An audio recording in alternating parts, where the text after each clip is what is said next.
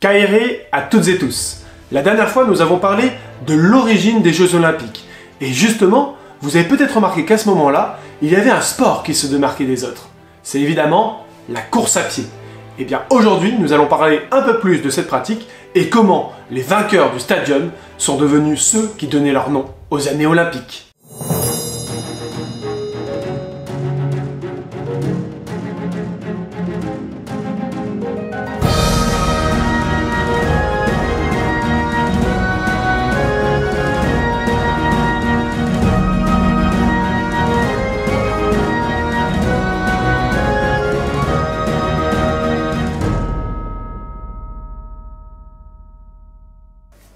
Born to Run, nous dirait Christopher McDougall. Et en effet, depuis les origines de la bipédie, il y a quelques millions d'années, une bagatelle de cela, eh bien, l'homme a développé une habilité à la course d'endurance. C'est certes un piètre sprinter, mais il est capable d'aller loin pendant longtemps, à tel point que c'est une des seules espèces à chasser à l'épuisement. Eh bien, il est intéressant de remarquer que c'est l'une des pratiques sportives les plus anciennement documentées de l'histoire de l'humanité. En effet, durant le pharaon Djoser de la 3e dynastie, il y a plus de 4700 ans. Les pharaons s'adonnaient à des fêtes dans le but de prouver qu'ils étaient encore capables de régner. Et je vous le donne en mille, lors de ces fêtes, ils effectuaient des courses. Du nom de Hebseb, ces fêtes du renouvellement, qui étaient des sortes de jubilés, avaient pour objectif de prouver au peuple entier égyptien que le pharaon était encore capable physiquement de régner. Le pharaon devait courir entre deux bornes, généralement en matériaux périssables, et éloignées de 55 mètres l'une de l'autre. Si malheureusement rien ne nous est parvenu de ces plus anciennes installations sportives de l'histoire de l'humanité, eh bien, il y en reste quelques représentations et surtout des répliques dans le mausolée de Saqqara, qui est les premières formes de pyramide, et où il reste des bornes en pierre qui symbolisent les jubilés du pharaon défunt. Notons quand même que les pharaons n'affrontaient aucun adversaire lors de ces épreuves. Ils étaient seuls, ils devaient montrer leur talent exceptionnel, leur excellence physique et en aucun cas la mettre en jeu. D'ailleurs, cette pratique semble s'être pérennisée à travers toute l'histoire égyptienne pendant plus de 2000 ans, à tel point qu'au 7e siècle avant notre ère, un pharaon va organiser une grande course de plus de 100 km pour évaluer les compétences de son armée, course qui va lui-même accompagner à certains moments. Chose impensable au premier temps pharaonique, mais pourtant qui était présent à l'époque où les Grecs côtoyaient les Égyptiens. Ah, l'Égypte.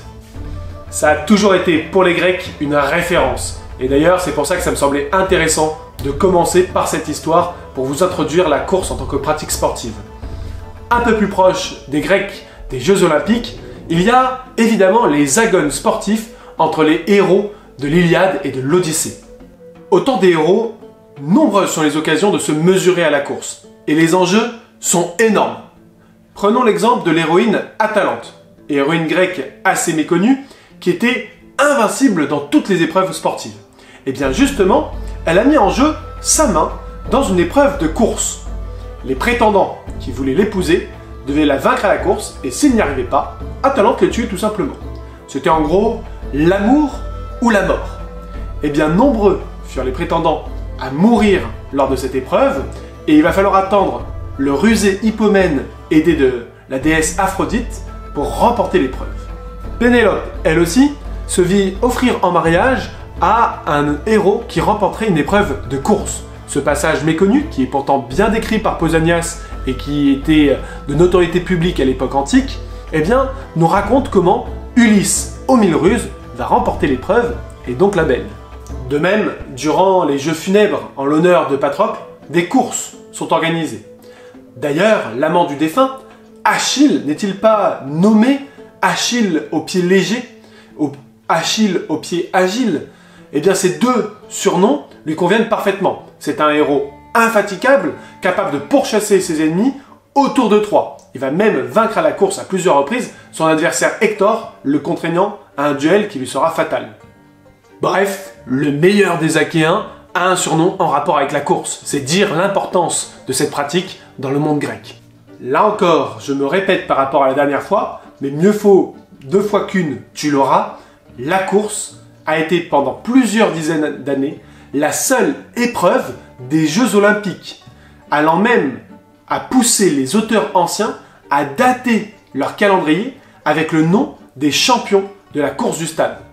Autre fait déterminant, soit dit en passant, la course du stade était la seule épreuve à laquelle pouvaient s'affronter les femmes durant les Zeraya, le pendant féminin des Jeux Olympiques. C'est dire l'omniprésence de ce sport dans les pratiques sportives grecques. Ah, le stadium. Parlons-en justement. Une course de sprint sur 192 mètres, sur une surface bien plane, devant des milliers de spectateurs, avec pour seul objectif obtenir la gloire de voir son nom passer à la postérité. Et puis les Grecs ont tellement se passionné pour ces sports de course que par la suite, aux Jeux Olympiques, ils vont développer d'autres types de courses, notamment passant de courses de sprint à des courses de fond. La première d'entre elles, c'est le diaolos, un aller-retour. On part de la ligne de départ, on contourne une borne de contournement qu'on appelle le campter, et le premier qui repasse la ligne de départ l'emporte. Et ce contournement du campter, ça a fait couler beaucoup d'encre. Quid de l'équité? Comment on mesure l'espacement entre les coureurs? Est-ce qu'on est désavantagé si on est à l'intérieur ou à l'extérieur du banc de course? Qu'est-ce qui se passe dans le virage? Si aucune réponse certaine ne peut être avancée à toutes ces questions, eh bien il existe quand même des éléments de réponse. Tout d'abord, il semble qu'aucun couloir de course ne fut favorisé à l'époque antique. En bref, on tire au hasard la position de départ et on court et on a le droit de passer d'un couloir à un autre puisque ces derniers n'existent pas. Quant au virage, il semble que les coureurs pouvaient courir avec un bras en avant. On le voit représenté sur certaines poteries.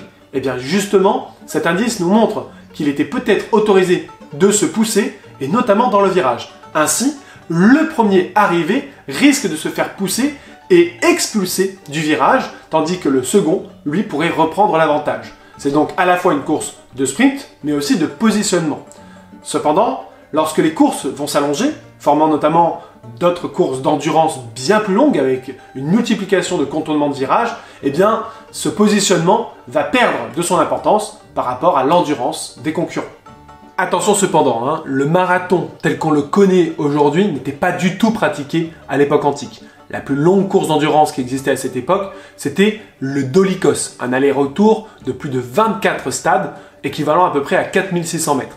On est bien loin des 42 km de notre marathon moderne. Pour résumer, la course est l'épreuve la plus ancienne des Jeux Olympiques et sans doute l'une des plus attendues des spectateurs. Un petit peu comme aujourd'hui, le 100 mètres qui est l'épreuve phare des Jeux Olympiques modernes.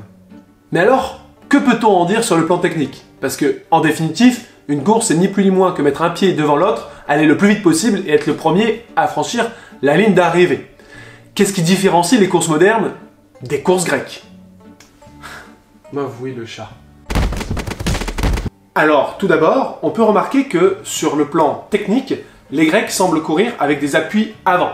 Cela plairait bien à notre auteur Christopher McDougall, qui grâce à son ouvrage Born to Run, a bien théorisé le fait que les coureurs et le corps humain est fait pour courir en appui avant. C'est d'ailleurs le grand théoricien des pratiques de course minimalistes.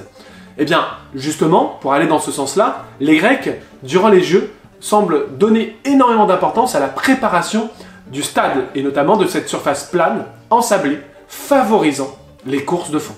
Ce soin donné à la piste d'Olympie est une particularité par rapport à toutes les courses qui étaient organisées dans le monde grec. Je vous donne un exemple. Durant l'Anabase, cette grande épopée où plus de 10 000 Grecs ont remonté les hautes terres de l'Empire perse pour atteindre enfin la mer au niveau de Trébizonte, lors du fameux passage où ils voient la mer et qui s'écrit Thalassa, Thalassa, les Grecs décident d'organiser des jeux en l'honneur des dieux qui leur ont permis d'atteindre la mer et donc d'être saufs. Et bien justement, à ce moment-là, ils vont organiser une course. Or, aucun bon terrain n'avait été trouvé, si ce n'est des pentes un petit peu rocailleuses, couvertes d'épineux. Un athlète va donc se plaindre auprès des organisateurs, qui sont tout simplement les chefs de l'armée, et ces derniers vont lui rétorquer tout simplement que la défaite n'en sera que plus douloureuse. D'ailleurs, cette tradition de terrains inégaux semble bien être la norme dans le monde antique, puisque même dans l'Iliade, lors de la course organisée pour les funérailles de Patrocle, Ajax, qui est pourtant premier, glisse sur une bouse de vache et le temps de se relever laisse Ulysse le dépasser et ainsi remporter l'épreuve. Autant vous dire que dans le monde grec, L'important, c'est de gagner, mais surtout, l'important, c'est l'équité des participants. Peu importe que le stadium, c'est-à-dire l'endroit où on va courir, soit bon ou mauvais, tant que tous les pratiquants sont exposés au même risque. Ainsi, ce qui fait la particularité des courses dans le monde grec n'est pas tant d'établir un record que de pouvoir établir un vainqueur incontesté du jour. Or, faute de vidéos et autres ralentis, et malgré un arbitrage minutieux et des menaces corporelles à tout athlète effectuant un faux départ, eh bien, il était justement difficile d'identifier ces derniers. Et d'ailleurs, sur une course de 192 mètres, le moindre faux départ donnait un avantage indéniable aux tricheurs. Et justement, dans les grandes compétitions comme les Jeux Olympiques, pour éviter cet inconvénient, les Grecs développèrent un système très ingénieux. Tout d'abord, ils matérialisèrent les lignes de départ avec des stalles en pierre rainurées, qu'on appelle gramailles, et sur lesquelles ils vont installer ce qu'on appelle des isplex, un système ingénieux avec des cordes qui retenaient les athlètes avant le départ. Et justement, pour vous parler de ce système ingénieux, je vais à nouveau faire appel à mon ancêtre Eulogos. On va voir si cette fois-ci il est prêt. Eulogos? Oui, c'est bon, je suis prêt cette fois-ci. Kairi, jeune Massaliote. Alors, aujourd'hui, je vous présente l'Isplex. C'est le système ingénieux que nous autres Grecs avons développé pour qu'il n'y ait pas de faux départ aux courses et notamment dans les grands jeux sportifs comme à Olympie. Vous allez devoir apprendre à vous en servir si vous voulez gagner un jour une compétition sportive, pour vous entraîner, pour être un bon guerrier pour votre cité ou à minima en bonne santé. Des Isplex, il en existe plusieurs modèles. Celui que nous utilisons aujourd'hui est celui qui était employé durant les Jeux Néméens. Ici, le système est assez simple. On a tout d'abord des plots qui sont fixés sur la gramaille. Ce sont les stalles en pierre qui sont sur le stade d'Olympie. Une fois qu'elles sont bien fixées et alignées, on va avoir ici un mât principal qui est retenu par un anneau. Pour exercer une torsion, en bas, on a des cordes ou des boyaux de bœuf qui sont torsadés et qui vont exercer une pression vers l'avant. L'anneau retient le mât et si on tire sur la corde, le mât est libéré. L'idée est assez simple. Une corde est tendue entre tous les athlètes pour éviter les faux départs. Si ce dernier s'élance trop tôt, il va se prendre les bras, le torse ou les pieds carrément dans la corde et ça va le pénaliser. Chaque Isplex a un coureur. Ces derniers vont avoir leurs mains en haut. Ils ne peuvent pas partir en position basse comme j'en ai vu certains, puisque sinon ils se prendraient les cordes. Et lorsqu'ils vont démarrer, ils vont enjamber cette dernière. Il faut attendre que l'arbitre tire sur la corde et celle-ci va démarrer. Attention pour le départ. A, Pi, T. Voilà. Bien, maintenant que vous avez compris le concept, on a 3 jeunes athlètes qui n'ont encore jamais essayé ce mode de départ. Comme c'est obligatoire à Olympie et qu'ils se préparent pour les jeux qui arrivent, eh ben, il va falloir qu'ils essayent. Je vais laisser à l'arbitre le soin de donner le départ et vous allez assister eh bien, à leur premier essai. A, Pi, T. Donc comme vous avez pu voir, il y a un temps de décalage. Au moment où il départ, il y a la peur d'enjamber la corde. Et du coup, il doit faire attention à cela. On va en refaire quelques-uns. Allez, on revient les gars. A, Pi, T. A, Pi, T. A, Pi, T.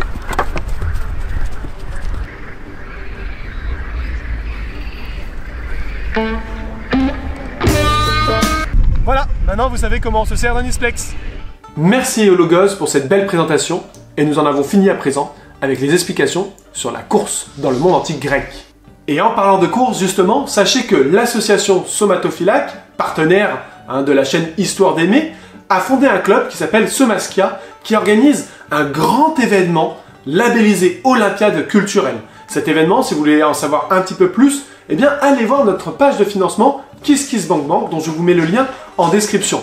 Pour nous, c'est extrêmement important de pouvoir couvrir cet événement et justement pour cela, on a besoin de fonds. Le matériel de la chaîne n'est pas du tout adéquat pour cela et évidemment, pour tourner, filmer un coureur en course, il nous faut un stabilisateur et une vidéo prévue pour le mouvement.